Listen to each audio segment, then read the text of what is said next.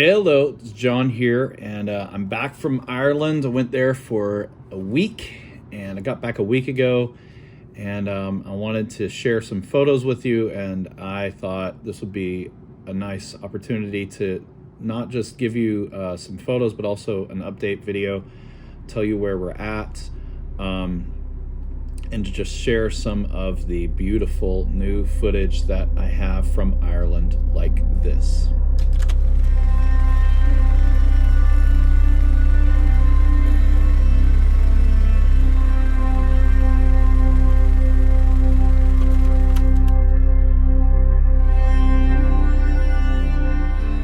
So we were in Ireland from the 20th to the 28th, or we were out of the country during that time. And I had just got a new phone. I got the iPhone 13, so I was excited to take pictures. And we were really blessed on the trip, on the way there. I'd never seen the Northern Lights, but just for a little bit over Canada, we got to see them from the window of the plane, and my phone was able to take a little bit longer exposure, so you can see that. Really beautiful. And then this is over Greenland. I mean, come on, look at that glacier. So cool. I'd never seen any of this. I've flown some, but just never that far north. This was the airport in Iceland. I don't know if I can zoom in at all. No. This is the airport in Iceland. Beautiful sunrise happening right over there. And we stopped at, there was a restaurant, there was a grocery store in Iceland. I like that, in the airport in Reykjavik. And here's Iceland, and I love this contrast. Iceland, Ireland. Iceland, Ireland. It was really beautiful seeing all the hedges and stone fences as we're coming in. First place we went after we landed, Aaron picked us up at the airport and brought us to check out some of the space that they have. This is a property that Neil, the pastor at the church we're going to be serving with, more about him in a minute. They have these beautiful cottages they just finished, and these are places I think they're rentable spaces. Super beautiful. They also have a garden there, a flower garden, and here we are in one of the barns. So that's Neil in the middle and Phil on the left, and Phil's like Neil's brother-in-law. And they just have this beautiful space that they're renovating all of it, and it is going to be amazing. We went and had dinner with Neil at the Makara Inn, and yeah. So then we went after that, just swung by Neil's house real quick. This is Neil's front yard. Really nice with the Moor Mountains there. And so the town behind there is, I'll go back, the Newcastle, and that's where the church is that we want to serve with. And we want to live in this town, or as close to it as we can. And the next morning I got up early and started walking around town. And there's old stone churches everywhere. It's amazing. This is the street. Early on a, what would that be, Saturday morning or Friday morning? Not a whole lot of people running around. This old church here. This used to be a church. It's now it's rented. It's office spaces. That's interesting. And there's still a cemetery right on the grounds. Beautiful little town, Newcastle. Really had fun walking around and just checking it out. Walked out pretty far on the beach. Very much reminded me of the beach here in the Northwest. There's a little river running through the town. Beautiful little apartments. This amazing hotel called the Slieve Donard. Tom and I walked around there a little bit later. It's incredible. Big fireplace. Beautiful entryway. Then we ended up having lunch with, or having coffee rather, with Samuel there. Amazing man. He runs a faith-based travel agency. So if you want to travel Northern Ireland or the rest of Ireland and walk in the steps of St. Patrick, he's your guy.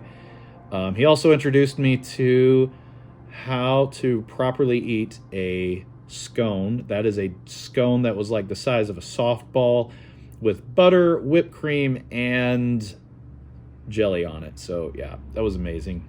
Then we had dinner at Neil's house. This is Neil's dining room. And so Neil's on the far right up there above Tom, and then Aaron and his wife Tana are sitting there across from Tom. And then to the left is Sarah, Neil's wife, and all the kiddos back there. Josephine got along with the kids there so well. It was really a blessing. She played like all day with Neil's kids. It was super fun. She immediately got along with them. That was a really, really wonderful blessing. This is Josephine and Zoe, Aaron's daughter, and we're at Aaron's house. We met there in the morning and went out for coffee, and we walked to coffee on the most narrow road imaginable. That's going from 2 lanes to 1 lane there, and Tom is illustrating 1 lane is not much. We had coffee at this amazing place, the like tribal, I forget what it's called. I don't remember what it's called. Really good coffee. And then we went to this space. Now this is a picture Phil gave me, but this is a space that the church and Neil has been using as a event center, and so that square there of grass, that's AstroTurf, where that little trailer is, and it almost looks like they are having a drive-in theater, but they've used this for events. They've got an event coming this summer in just a month that's going to be there. There's a little pond there you can see, and this is really, really an incredible space. Beautiful pond here with a couple of swans living there. This is a tent they set up on that AstroTurf space, and so you can see there's a lot of usage for this space. And as with everything, you can see the mountains from it.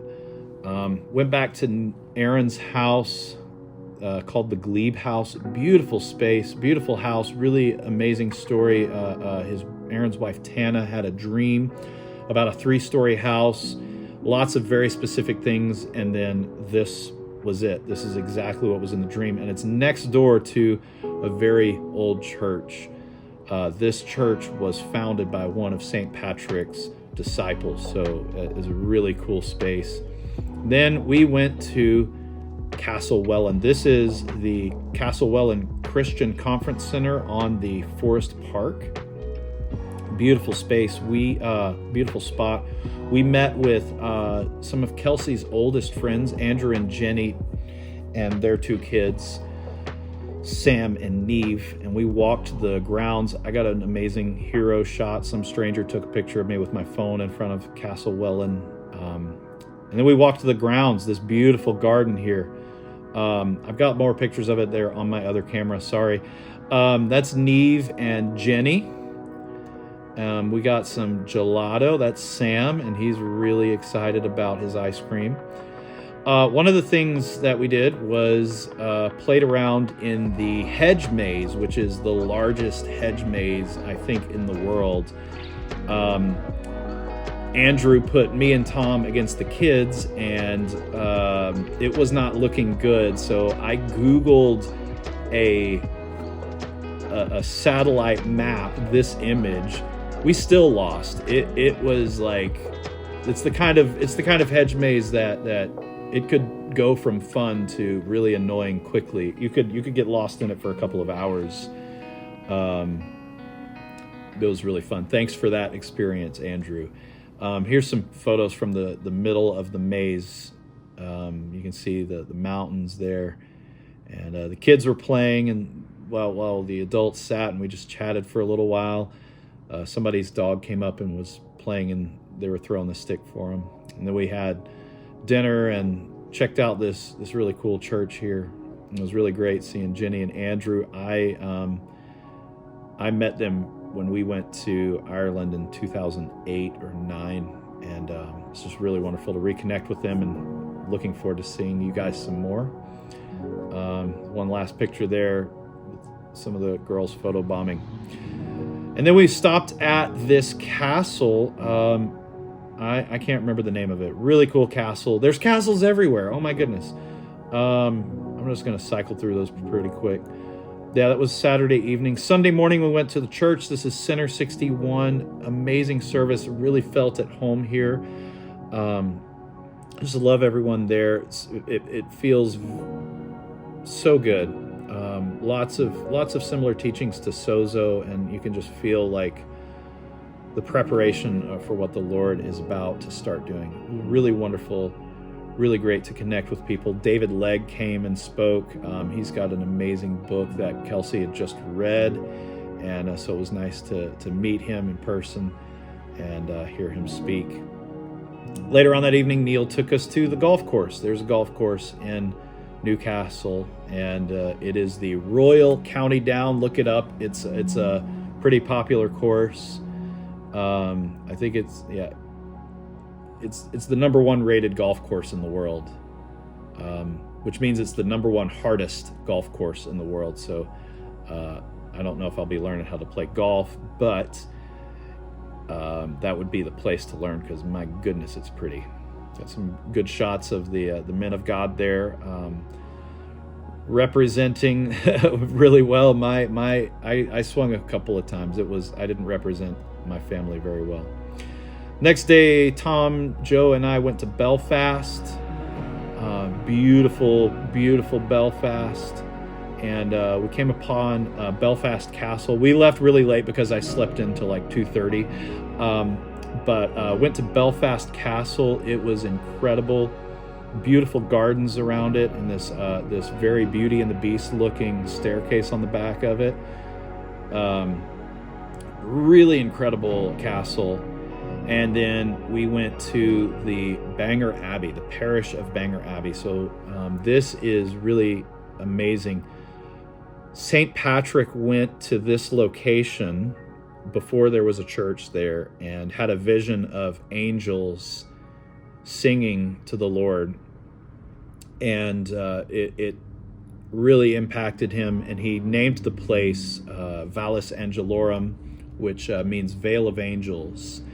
And later on, a church and an abbey was started there, and there was a 150 to 300 years, depending on which historian you ask, of 24/7 prayer and worship at this location, somewhere starting around 500 AD.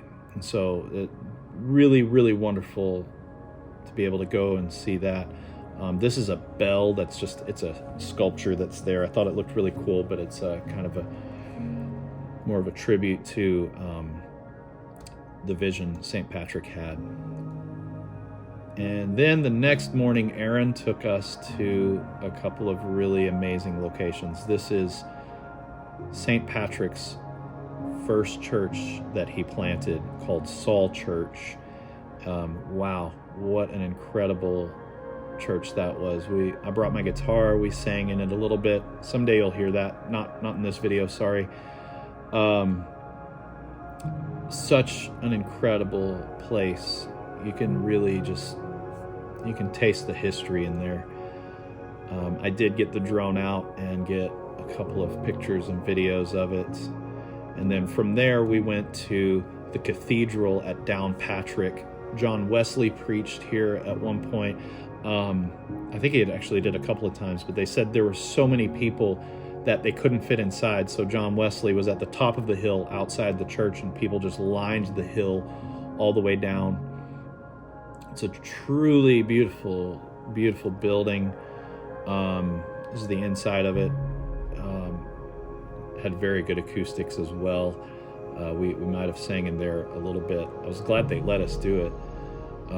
Beautiful stained glass windows, lots of history here. And of course, in the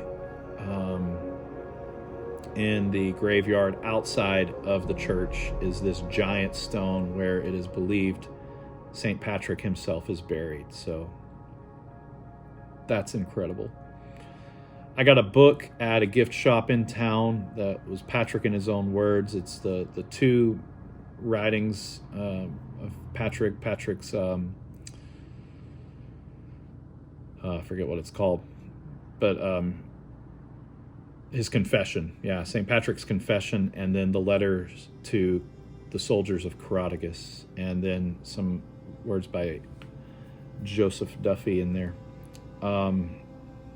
Really great book. And after that, we went to this Stonehenge-looking space, and Joe played with the flowers, as is her way. And on the way there is this amazing tree tunnel. That's the pathway to get to here. It's like straight out of Narnia. That Tuesday night, we went to Center 61. They have Tabernacle, which is a worship and prayer evening. And Tom shared his testimony. It was wonderful. Met lots of people. That's Paula and Mabel, Emma, Nolene. Sorry, I had to put it in there. Also, at that night, I prayed for this guy, Brian, and the next day got to baptize him in the Sea of Ireland. So that's Brian there in the bathrobe, and his guy's been discipling him, Ian. And we went out from the church. This was Wednesday morning, and it was about as cold as the water here. And man, that was truly a wonderful experience. Thank you so much, Brian and Ian, for letting me be a part of that. It was really special. That's Brian and Ian right there. Love these guys. Can't wait to see you guys again. And then the next day, we went home. Here's some more footage of, I just took more pictures. I think this is Canada here. Incredible. Thank you so much for your prayers. This has been an incredible trip, and I think if I were to say, like,